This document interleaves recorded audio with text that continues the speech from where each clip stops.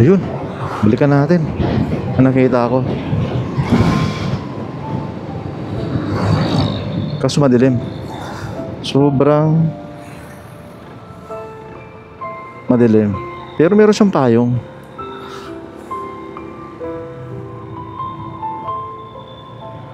Saan ba yun? Ito yata yun.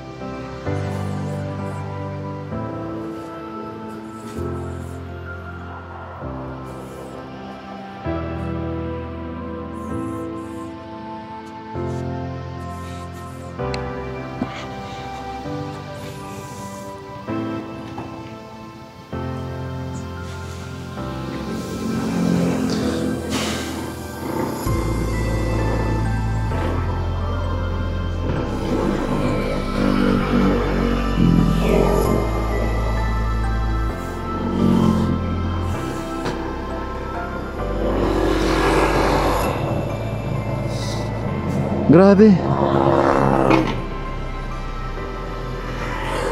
Nasa isang maliit na payong lang siya, pinagkasya niya yung katawan niya.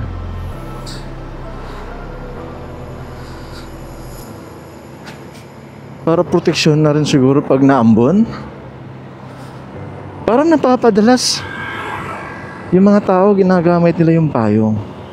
Napansin ko lang.